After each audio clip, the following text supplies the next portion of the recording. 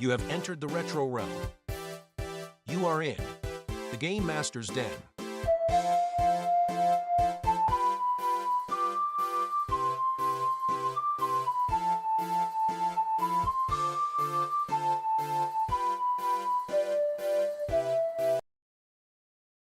Tonight's episode: When Ley Lines Bleed. While walking through the forest, guided by Argentus, you are greeted by two leather armor-clad guards you recognize from Cadmus Tower. It seems Cadmus has sent two guards to help you three escort Argentus to his destination to complete the task. Argentus smiles and seems comforted by the company of the two guards. You have two NPC hireling guards at 0 level to help you. Things are going to get tough from here.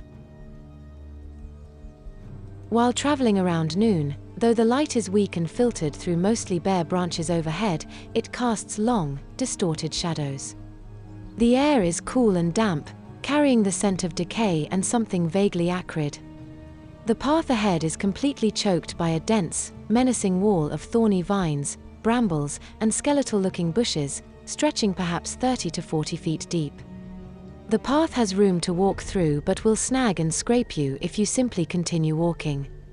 There are also other possible hazards as well hidden in the brush. Argentus assures you this is the way to the ley line. He also mentions the ley line energies are wild and unstable. Ley line energy is known to warp nearby matter, but wizards are practically immune to it. Wizards are so attuned to dangerous magic energies, ley line reality warping abilities are usually prevented by a patron's power. Forces of nature, such as this, however, can be affected in unknown ways. A character with a suitable tool, axe, machete, or sword, can attempt to hack a path. This requires a DC 12 strength check each round. Success clears a 5-foot space for that round.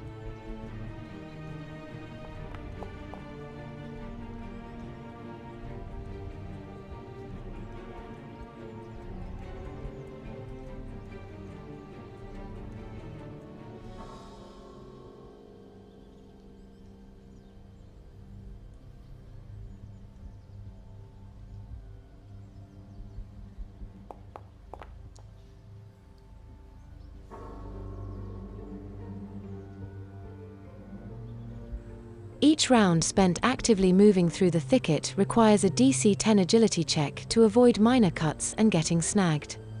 Failure means taking 1 point of damage, ignores armor unless it's half or heavy plate.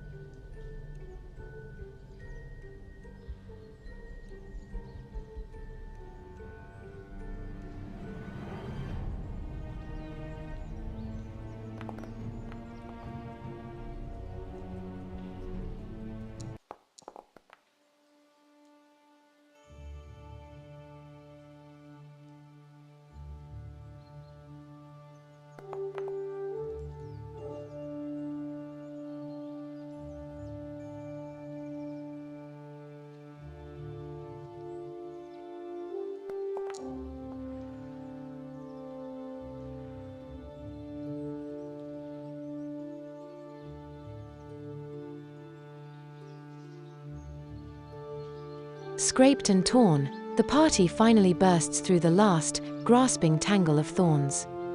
The struggle was a brutal wrestling match against the forest's malice, and the air crackles with the recent exertion. They emerge not into a sun-dappled glade, but into a place where the oppressive gloom grudgingly loosens its grip just enough to reveal more of its ancient secrets.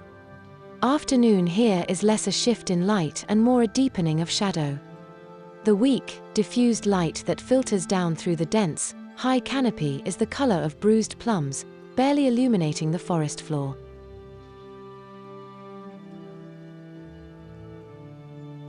A few hours later.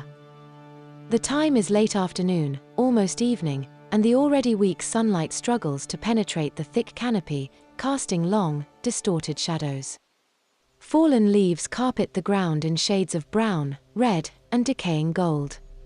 The air is still, unnaturally cold, and carries the scent of damp earth, rotting wood, and something else, ozone, perhaps, or faint static. The party stumbles into a small, circular grove where the trees seem older, thicker, and strangely misshapen.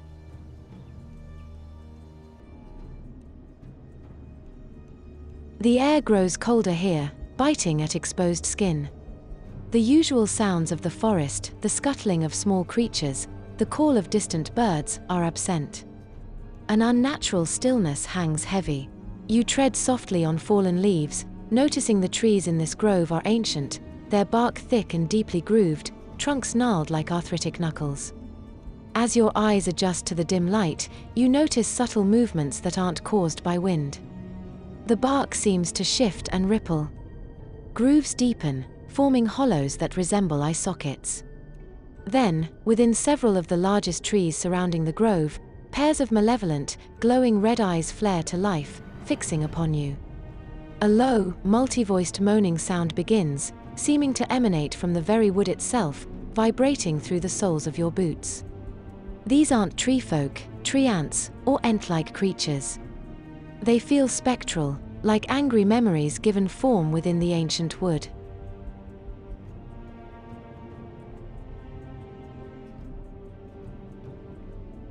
Suddenly, Argentus ring begins to pulsate, indicating the influence of the ley line energy over these spectral creatures. You can feel the raw, untamed power of the ley lines running beneath this grove. You feel the ring is screaming that these spectral entities are deeply, intrinsically tied to that raw power. They are drawing strength from it, fueled by it. These aren't ghostly spirits created not by true undead energies, but something of pure arcane energy and hate. Argentus feels a strange thrumming in the air, a subtle distortion of reality, like static electricity raising the hairs on his arms. Roll an intelligence check DC 10 to recognize this as ambient magical energy, specifically, unstable ley line energy influencing the area.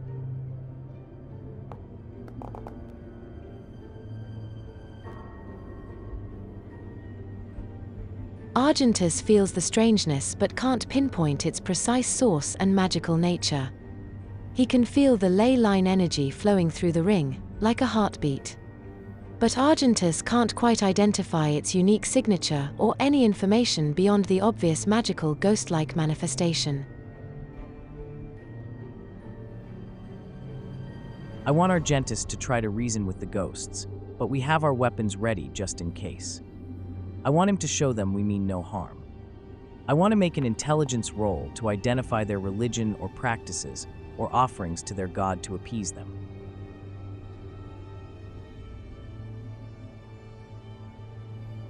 They are druids. All known druids serve a goddess named Ildavir. Ildavir's watchers are nature's protectors. They stand watch over groves and portions of forests, protecting them from poachers and loggers. Natural balance must always be preserved. Their offering include fruits, nuts, and meats, especially those of game rather than livestock.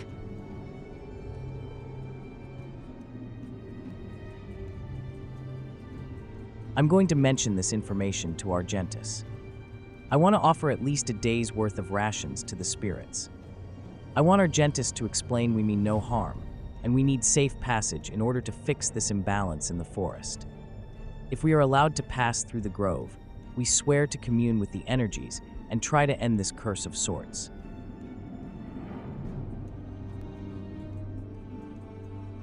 Calm spirits check. Argentus must make an intelligence or personality check, whichever is the higher bonus at DC 14. Because of your attempts to appease them, you use a 24-sided die for this roll.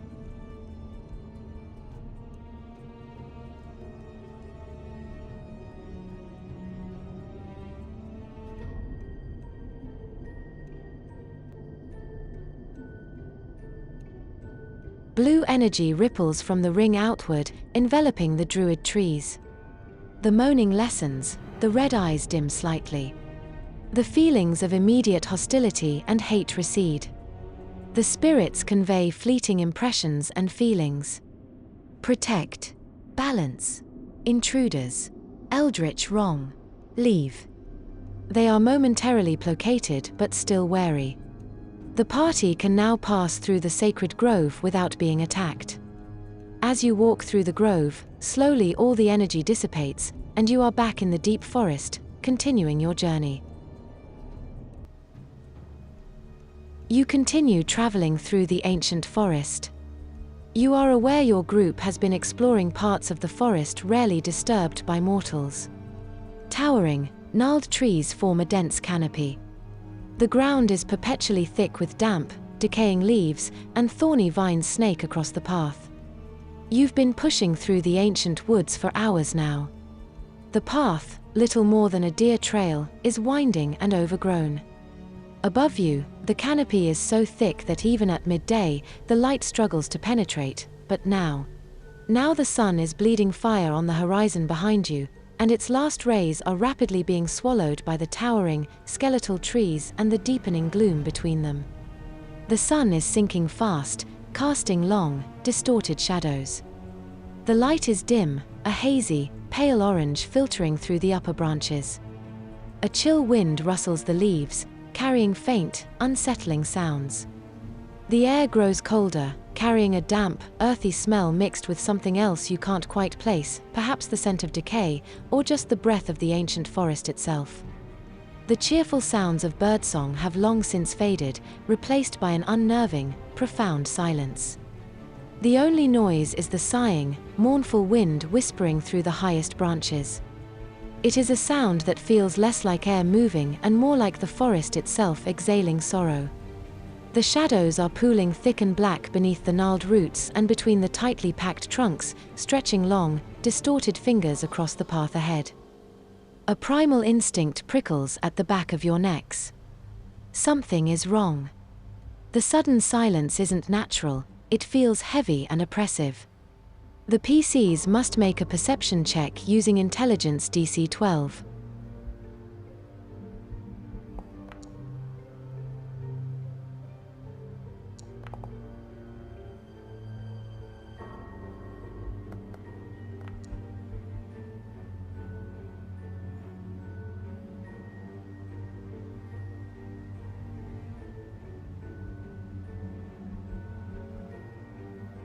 Just at the edge of your vision, there was that a flicker of movement deep within the impenetrable shadows between the trees.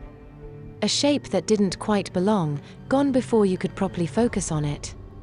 Or perhaps the wind carried a sound to your ears that was too low, too guttural to be natural. A wet, rumbling growl, almost perfectly masked by the sighing wind, just moments before. They don't just run out of the woods. No. They coalesce from the deepest, darkest patches beside the path, seeming to peel themselves from the very shadows clinging to the ancient oaks and the dense undergrowth. They are unlike any wolves you've ever heard of.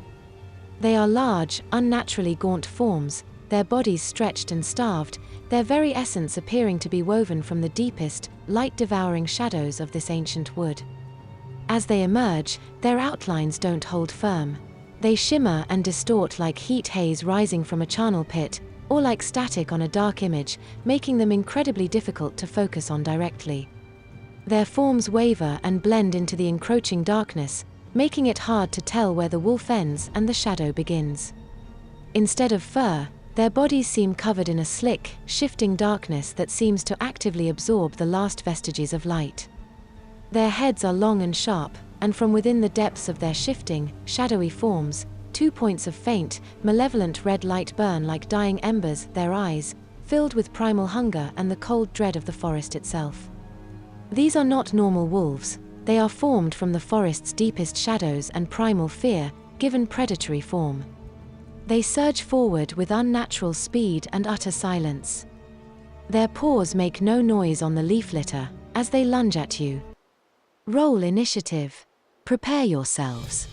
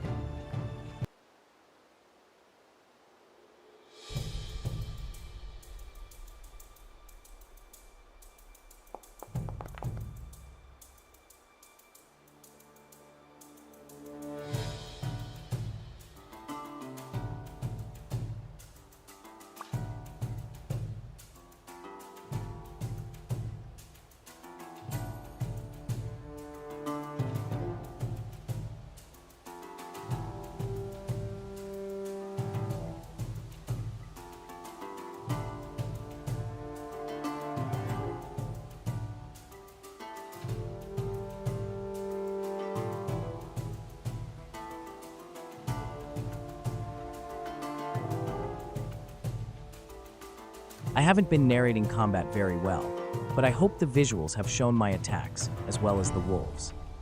Chloris is going to attack this wolf using an impaling maneuver as his deed.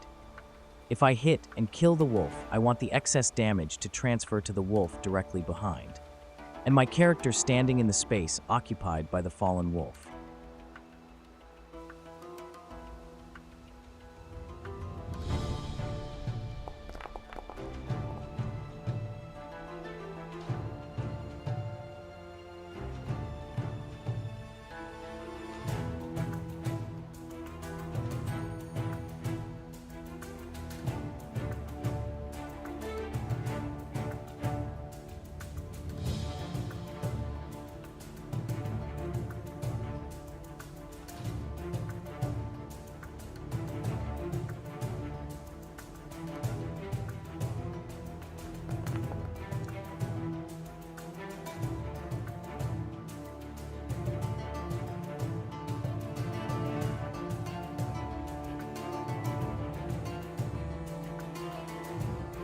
Chloris rushes in to strike the shadow wolf with his spear. Just as he thrusts his spear to impale the wolf, he practically falls on his face. Chloris slips on the wet leaves strewn about this ancient forest. You succeed your reflex save and lose the rest of this turn.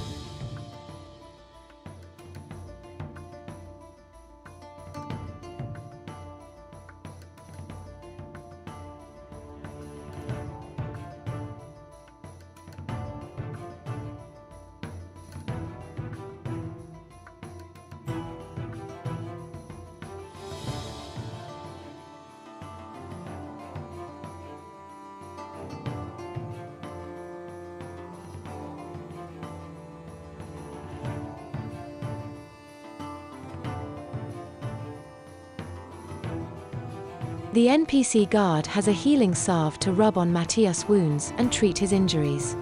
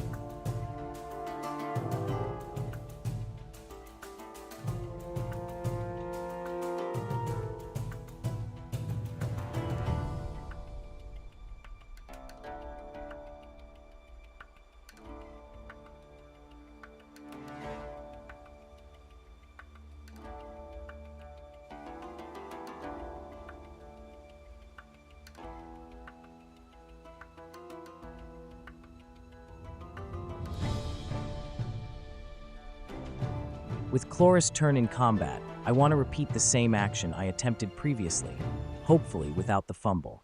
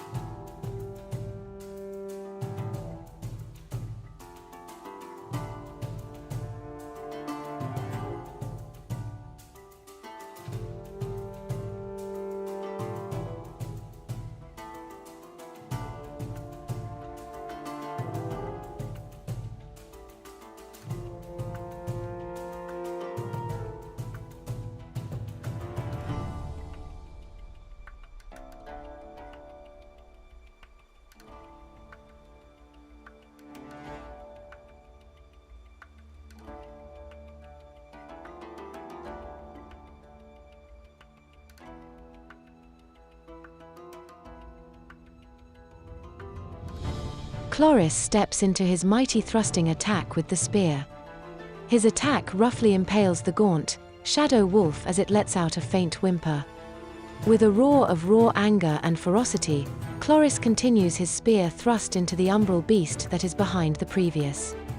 Both wolves are utterly destroyed and lie crumpled at Chloris' feet before they fade into the rolling fog.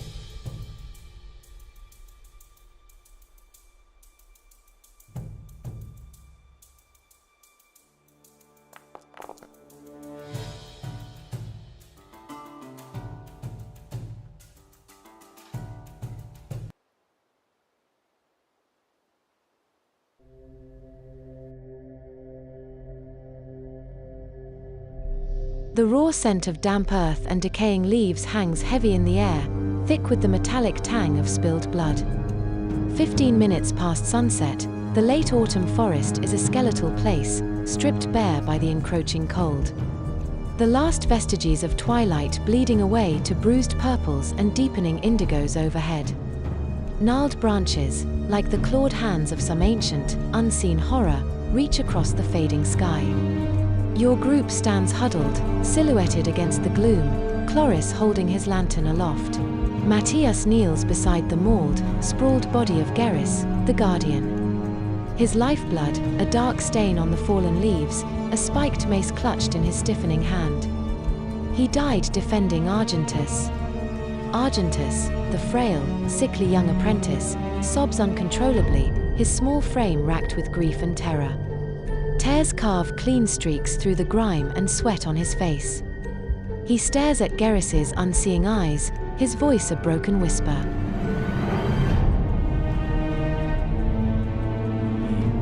He died because of me.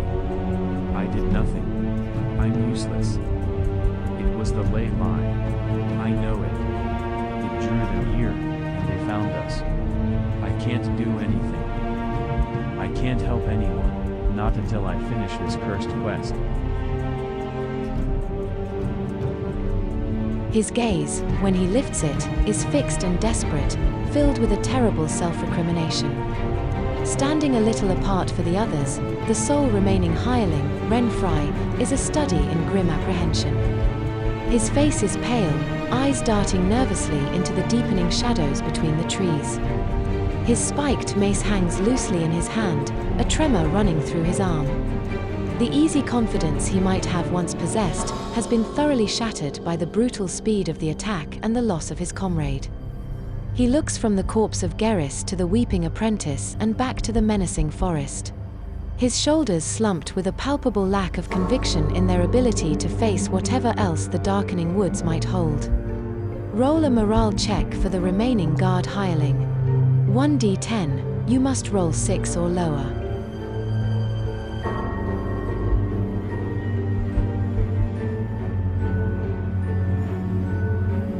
Fear, cold and sharp, threatened to overwhelm him, to shatter the fragile remnants of his duty and send him scrambling blindly into the dark, away from the danger, away from the grief, away from the helpless boy who seemed to draw disaster. But then, a flicker. As he stared at Geras's unseeing eyes, a wave of shame washed over the fear. Geras had died defending the apprentice, fulfilling his oath with his last breath. To abandon the boy now would be to dishonor that sacrifice, to render Geras's death meaningless. Renfrey's grip tightened on his mace, his knuckles whitening. He looked at Argentus again, not just a source of danger, but a vulnerable soul entrusted to their care. A deep breath steadied him, a small, almost imperceptible straightening of his slumped shoulders. The tremor in his arm lessened. He was afraid, yes, the fear hadn't vanished, but it was no longer the dominant force. A hard kernel of resolve formed in his gut, cold and stubborn as the approaching winter. He would not break, he would not run. Geras died guarding the boy, and by the gods, Renfry would too, if it came to it. His gaze, though still wary, now held a newfound hardness, a grim determination. He was the only hireling left. He shifted his weight, positioning himself slightly closer to Argentus, his mace held not loosely, but ready. He would see this through, or he would join Geras on the forest floor. There was no other path.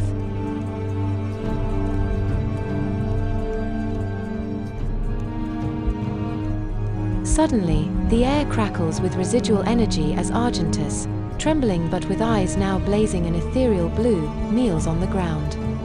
The vision of him momentarily shifting into the form of his master, Cadmus, hangs in the air like a ghost, a potent and unsettling manifestation of the power that surged through him.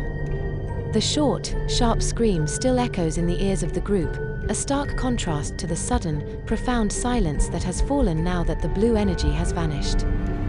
But more awe-inspiring than the magical backlash is the sight before you.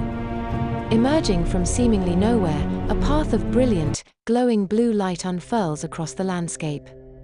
It's not painted on the ground, but seems to exist slightly above it, a shimmering, pulsating road about 6 feet wide, humming with contained power. This is it, the ley line, the invisible current of magical energy they've been seeking, now made visible, a beacon guiding them directly towards their objective, the Nexus.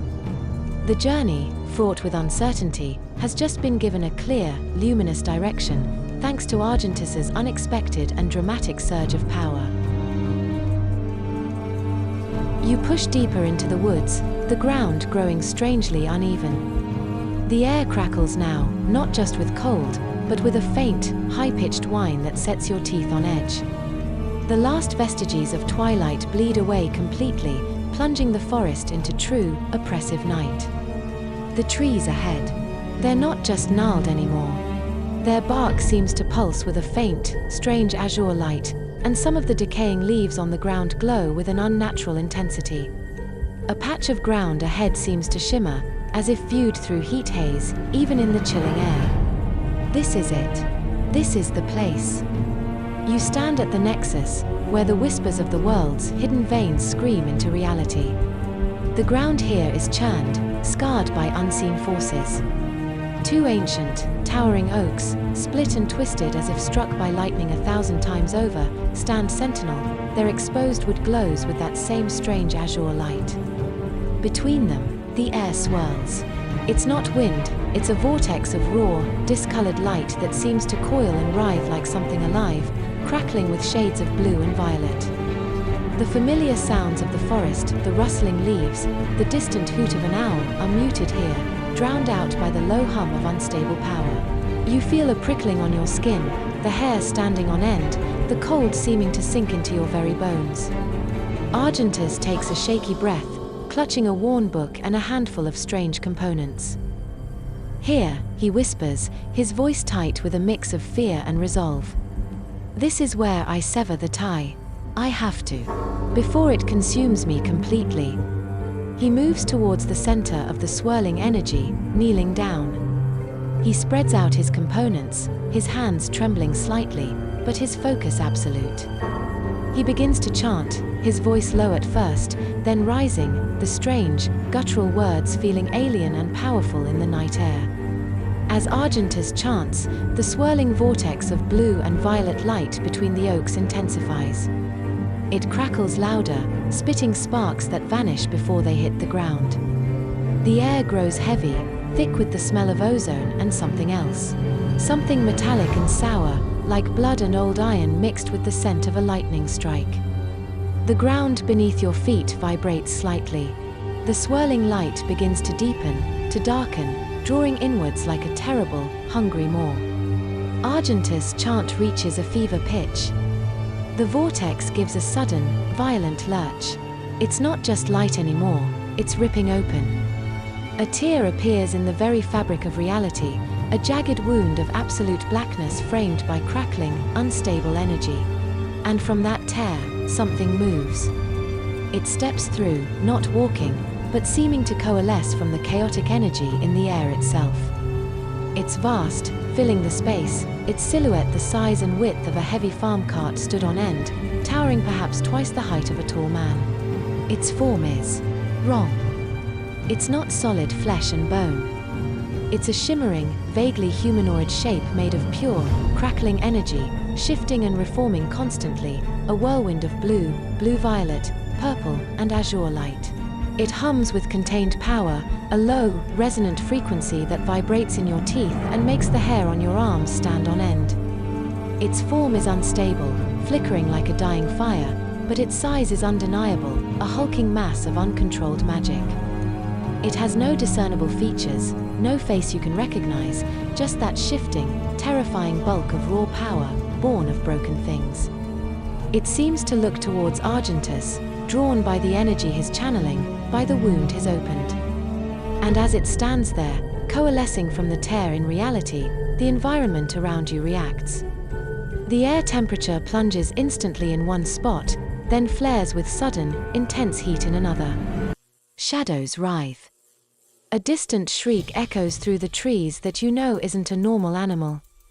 Drawn to you by the eldritch energies, shadow wolves from the umbra emerge.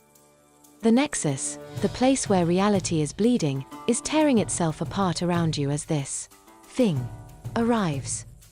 The thing from the void stands between you and Argentus, a monstrous guardian born of unstable magic, and the very ground beneath your feet is becoming unpredictable and hostile. Roll for initiative.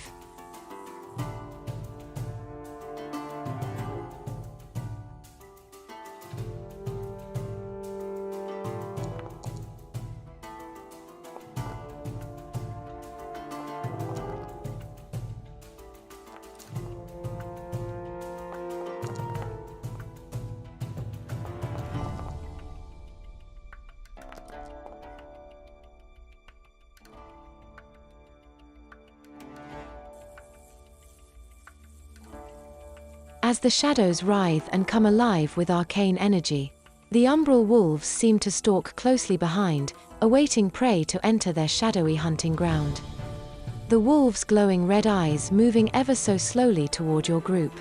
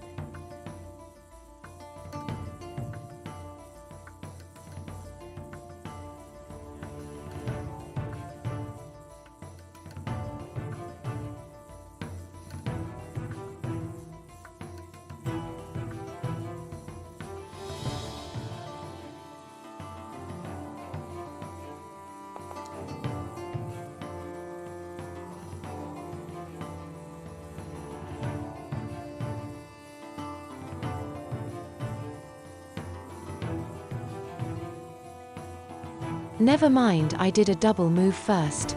Oh darn.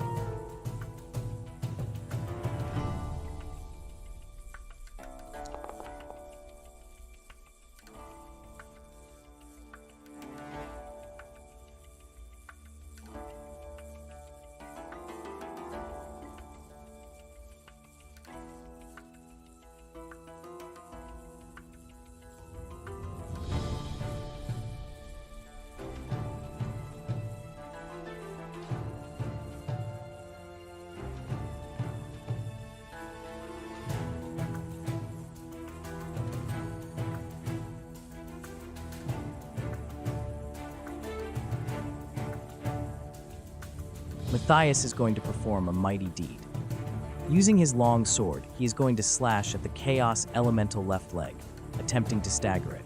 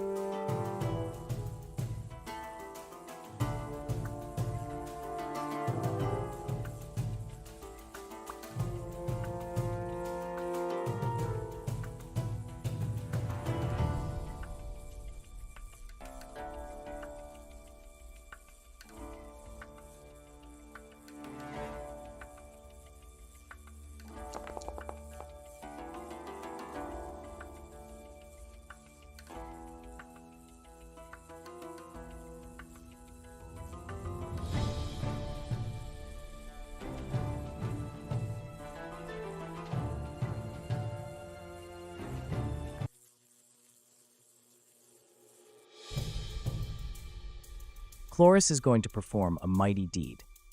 Using his spear, he is going to attempt to trip the Chaos Elemental, making it prone.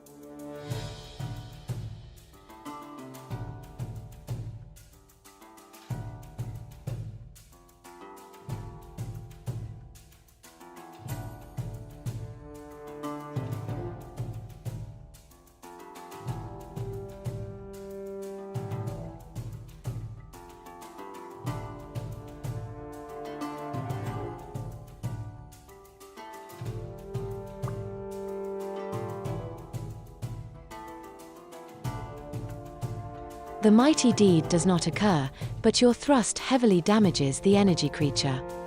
The creature's glowing eyes shift colors and burn with a fiery anger as it releases an ear-piercing roar.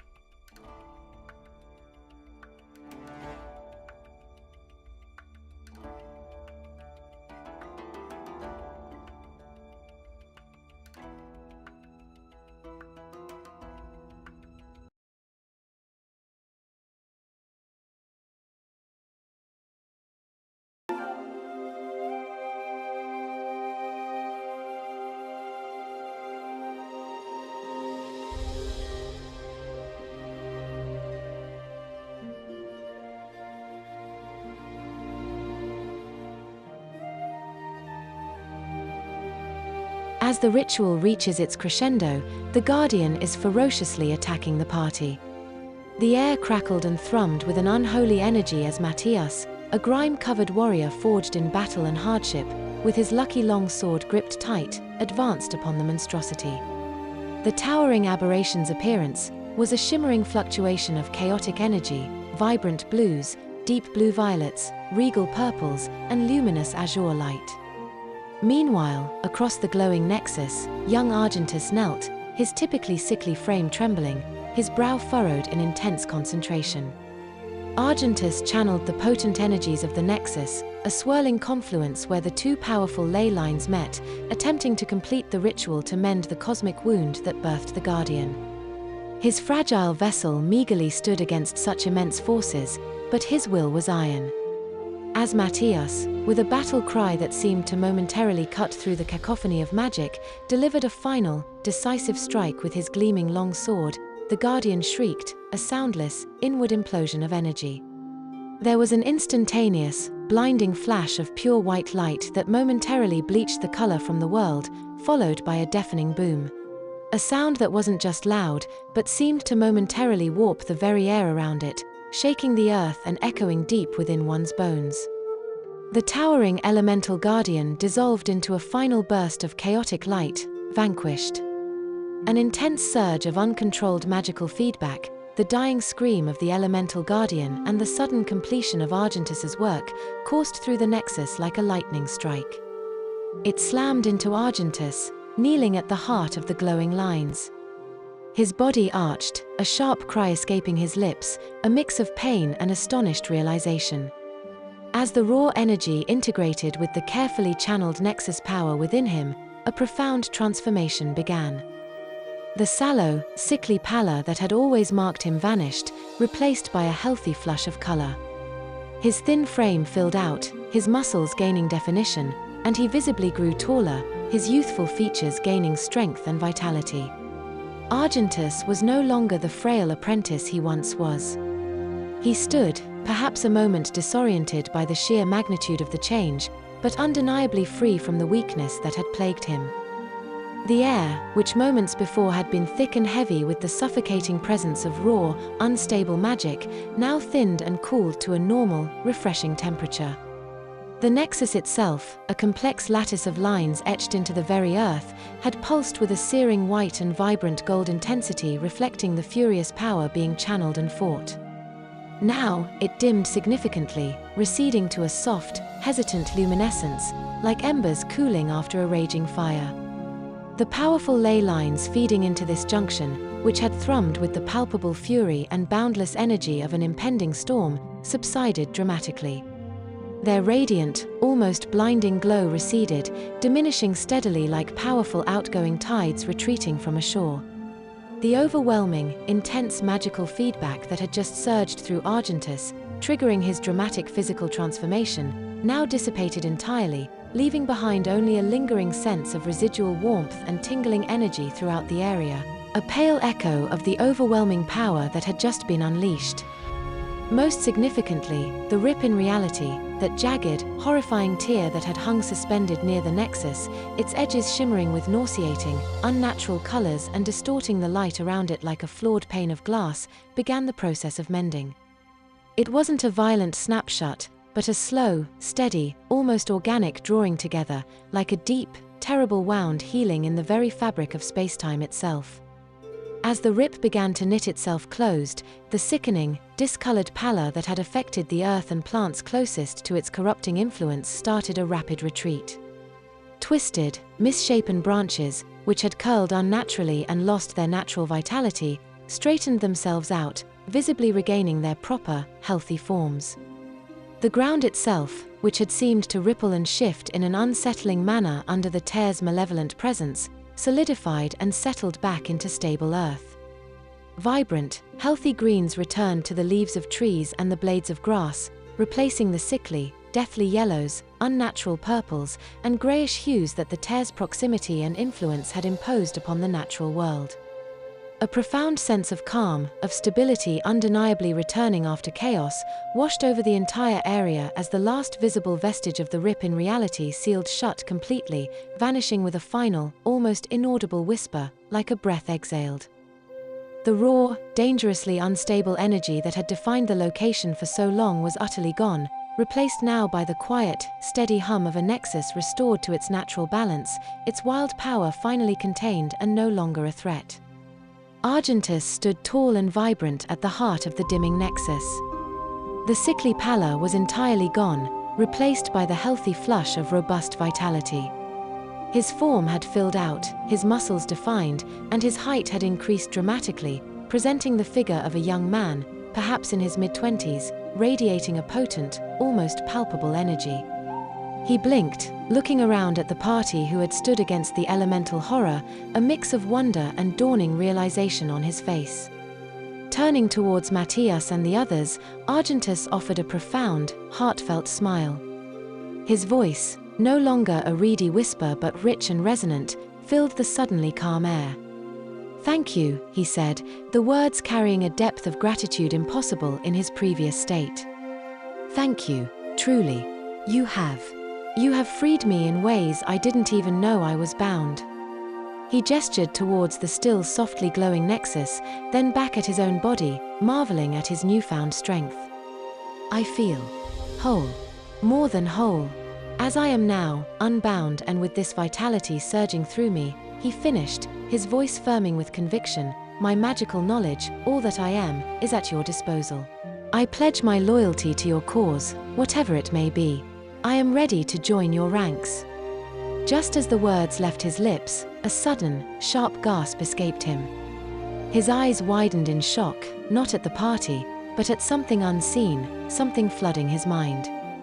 He clutched his head with both hands, his knuckles white, as a blinding, agonizing migraine seized him. It wasn't just physical pain, it was the sudden, overwhelming rush of years of suppressed memories, of stolen moments and lost power, crashing down upon him like a tidal wave. His breath came in ragged gasps, his transformed body trembling not from weakness, but from the sheer force of the mental onslaught. Then, as quickly as the worst of the physical pain peaked, it receded, leaving behind a raw, burning clarity. Argentus lowered his hands slowly, his eyes wide with a mixture of dawning comprehension and searing fury. His gaze was no longer directed at the party with gratitude, but seemed fixed on a distant, hateful memory. His voice, though still strong, was now edged with a dangerous steel. "I remember everything," he exclaimed, the words torn from him with the force of his realization. A tremor ran through his body, fueled by outrage. That wizard Cadmus. He didn't help me. He stole my power. He tricked me years ago, placed an enchantment on me that drained my vitality, cursed me with that frail child's body, and funneled all my magic for his own vile use. All my true memories, all the spells I knew, they vanished, locked away. He looked back at the Nexus, now understanding the true magnitude of what had just occurred. The Nexus. The ritual. It didn't just heal me. It revived my true magic, shattered his pathetic enchantment, and has reconnected me fully to its powers, to my powers. His eyes, blazing with a newfound, fierce light, narrowed with resolve. Cadmus is going to pay for this. He is going to pay for every stolen memory, every stolen spell, every moment of his life.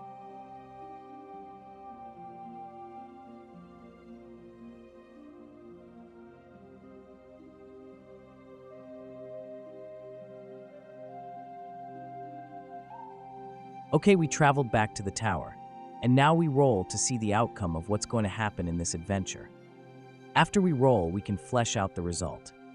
Outcome 1. Cadmus is outright killed by some force before we arrive. Outcome 2. Cadmus is punished, and you witness him being exiled by his patron to his realm. Outcome 3. Cadmus is stripped of all his powers, and his guards are now going to kill him. Outcome 4. Cadmus is insane and just rambles like a madman within his tower, his moans echoing through its walls.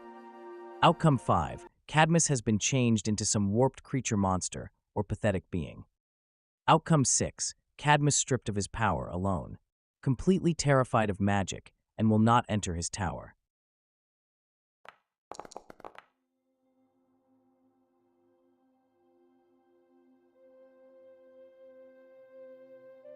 The air bites with the chill of late autumn as you emerge from the forest. The unsettling shimmer of the closed nexus tear still fading behind you. The oppressive quiet of the woods gives way to the familiar, yet now strangely desolate, clearing surrounding Cadmus's tower. But the tower itself is not the immediate focus. Instead, your eyes are drawn to a pathetic scene huddled near the edge of the tree line, a short distance from the tower's imposing, dark stone walls. A small, flimsy tent, clearly thrown together in haste, is pitched crookedly. A meager campfire crackles nearby, casting flickering shadows that dance across the face of the man huddled beside it. It's Cadmus. The once powerful wizard, whose magic reshaped lives and defied the natural order, is a picture of utter despair.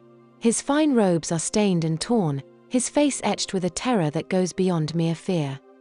He flinches violently at every snap of a twig, every gust of wind, his eyes wide and darting. He clutches a simple, unadorned staff like a lifeline, though it holds no magical energy now. Piles of chopped firewood, neatly stacked, suggesting a frantic, non-magical effort to prepare for survival. Argentus, the frail teenager you helped free from Cadmus's curse, stands beside you, his youthful face contorted with a chilling mix of relief and burning hatred. His small hands clench into fists, and his gaze is fixed solely on Cadmus. You know Argentus currently lacks the magical power Cadmus stole, but Cadmus doesn't. To Cadmus, Argentus is now an unpredictable, potentially devastating force, freed from the magical shackles Cadmus imposed. This fear is palpable, adding another layer to the tension. Cadmus shrinks away visibly as Argentus approaches, his eyes widening in pure, unadulterated terror of the magic he thinks Argentus now commands. He will not go near his own tower, and he certainly won't willingly approach Argentus. The guards are gone, their absence marked only by scattered gear and the distinct lack of their usual boisterous presence. They've clearly discovered Cadmus's deceit with the fool's gold and abandoned their post, perhaps taking what they could, perhaps simply fleeing the inevitable collapse of their employer's fortunes. The air is thick with unspoken threats and the bitter taste of consequences. Argentus wants justice, perhaps even vengeance, for all the years stolen and the power denied. Cadmus, stripped bare and terrified, is vulnerable but possesses knowledge you need.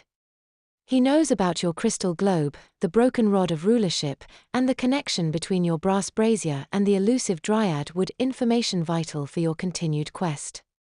Keeping him alive and calm long enough to extract that knowledge, while simultaneously managing Argentus's thirst for retribution, is your immediate challenge. As you approach the pathetic campsite, you notice Cadmus nervously clutches a small, rolled-up piece of parchment in his trembling hand. It looks like a map, or perhaps a set of notes, hastily scribbled. If you can calm the situation and get Cadmus to talk, this document might hold the key to your next steps. The fate of Cadmus, and the path to your next adventure, now rests in your hands. When it becomes clear that Argentus will not immediately strike Cadmus. A shuddering breath escapes Cadmus's lips, and some of the abject terror recedes, replaced by a profound, shaking relief. He looks at Argentus, then at the party, his gaze skittering away from any visible magical items you might possess. You spared me. He whispers, his voice hoarse and trembling. He glances towards the dark tower, a fresh wave of fear washing over him. I can't go back in there. Not now. The magic. It's all wrong. He gestures weakly towards a disturbed patch of ground mere yards from his makeshift tent. Your magical things, he stammers, avoiding the word magic where possible. I buried them. Out of fear. When the power left me. I thought I thought they would call to things. He shivers. They are there. And some small recompense. He indicates a small, leather pouch half buried near the disturbed earth. 4 rubies. And 28 gold coins. It's all I had readily accessible that wasn't tainted. His eyes then fall upon Renfri. A flicker of shame crosses Cadmus's face. Renfri, he mumbles, barely audible. I am sorry. For the coin. It was a desperate measure. I regret it. Clutching the rolled parchment tighter, Cadmus looks pleadingly at the party. I know things, he says, his voice gaining a fraction of its former, though now fearful, intensity. Things you seek. Knowledge about the globe. The rod.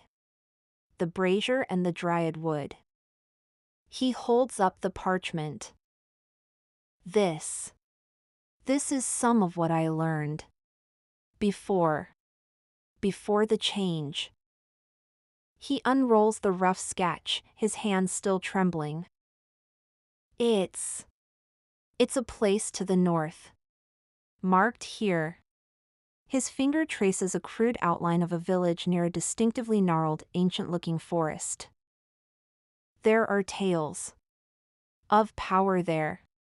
And danger. He points to the cryptic symbol drawn near the forest. This symbol, I found it in old texts. Associated with forces that ruled this land long ago. Savage. And cruel. He shudders again. It pulses. Even on the page. With a faint resonance. He lowers the map slightly, his gaze fixed on the symbol as if it might leap off the parchment and harm him. I believe. This is where the mad widow Amy sold her globes. She may know where the dryadwood might be found.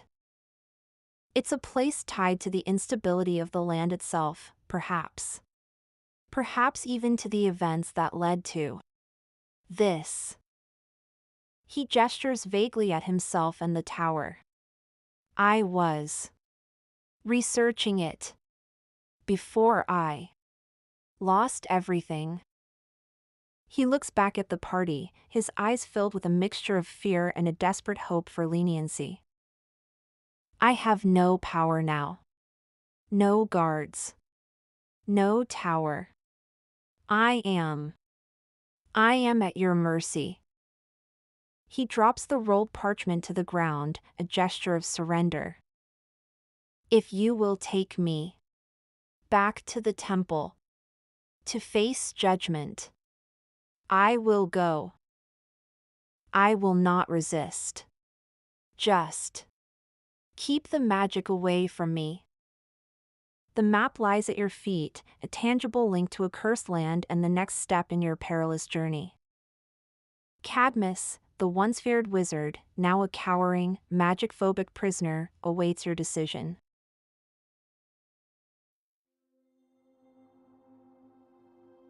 The cool, crisp air of late autumn settled around the weary adventurers as they emerged from the ancient forest. Traveling through the ancient forest, you could feel a change in the atmosphere. Gone was the oppressive, humming energy that had permeated the woods. In its place was a natural, calming stillness. After traveling for what appeared to be merely a few short hours, you leave the forest behind you. Fernholm village appeared in the distance, a welcome sight of civilization, though the prisoner, Cadmus, slumped between them, seemed anything but pleased. Crossing Moonricket Bridge, they entered the village proper. Guards, recognizing the group and the bound enchanter, quickly dispatched one of their number to accompany them. The procession made its way through the familiar streets to the imposing temple of the Creator. 6 robed monks, figures of serene authority, met them at the entrance, their eyes calm but assessing. Then, Father Elias emerged. A hush fell over the gathering as monks and Chloris alike knelt on their right knee, a gesture of profound respect for the temple's elder and Chloris's adoptive father. Rising, they formed a U-shape, leaving the center clear for Father Elias and the prisoner. Father Elias's voice, though stern, carried an air of impartial justice. He pronounced the judgment, the sigil of mercy. As he spoke, the 6 monks began a low, resonant chant, their forms enveloped in a soft golden light. This light flowed from them, converging upon Father Elias as he joined the chant, the single word Hapkoliva repeating with increasing intensity. With a final, powerful utterance from Father Elias, a symbol of flowing gold, shaped like an S, seared itself onto Cadmus's forehead.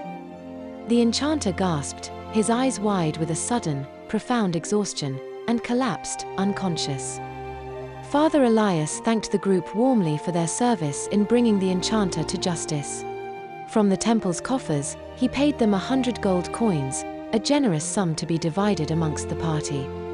More significantly, he declared that this payment was without tithe, a special dispensation from the temple granting them tax-free status on lodging, food, clothing, and even armors within the village for the coming months. With their quest concluded and justice delivered, the group chose to pursue individual paths for the next month, benefiting from the temple's hospitality.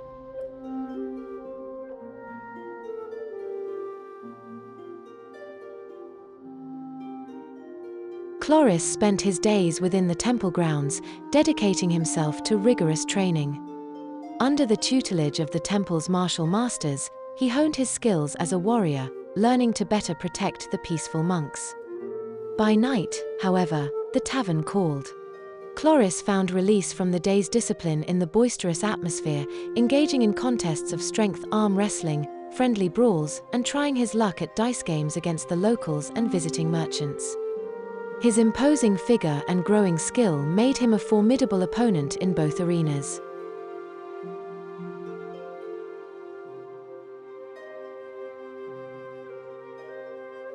Argentus, ever seeking knowledge, left the confines of the village to approach the enigmatic elf clan dwelling in the nearby forest outskirts. He hoped their ancient wisdom and connection to the land could help him unlock the memories of his magic that had been fragmented or lost. His month was spent in delicate negotiations, learning elven customs, patiently seeking guidance, navigating the subtle complexities of interspecies relations, and meditating upon the deep mystery of his own arcane past. Wando eagerly returned to the bustling, familiar community of the Hobbit ghetto within Fernholm.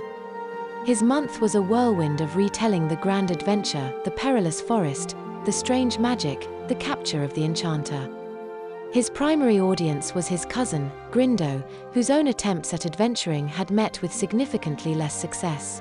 Wando's tales, embellished with typical halfling flair, provided both entertainment and perhaps a few cautionary lessons for his less fortunate relative. Renlay, the former guard whose duty had bound him to Argentus, found the events at the temple profoundly moving.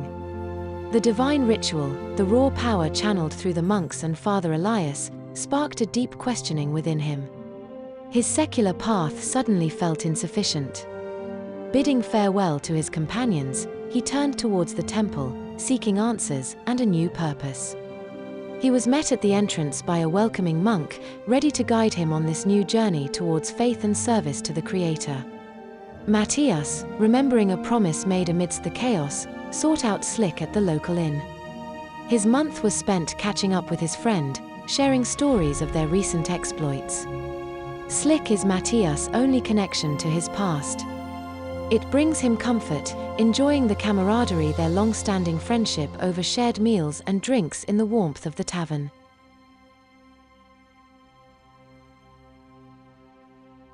In the next episode, I will begin with the experience and leveling of the characters as a prelude to the doom of the Savage Kings.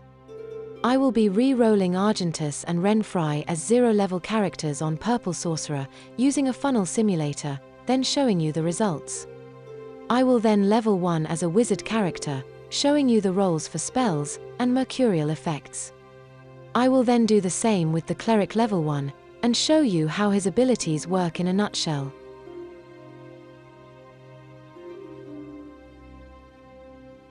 In the next episode, I will begin with the experience and leveling of the characters as a prelude to the doom of the Savage Kings. I will be re-rolling Argentus and Renfri as zero-level characters on Purple Sorcerer, using a funnel simulator, then showing you the results. I will then level 1 as a wizard character, showing you the rolls for spells and mercurial effects. I will then do the same with the cleric level 1, and show you how his abilities work in a nutshell.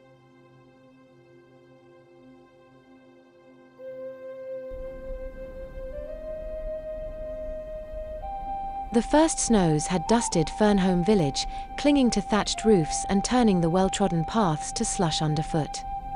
A biting wind, carrying the scent of pine and distant frost, whipped through the market square, forcing villagers to huddle deeper into their cloaks.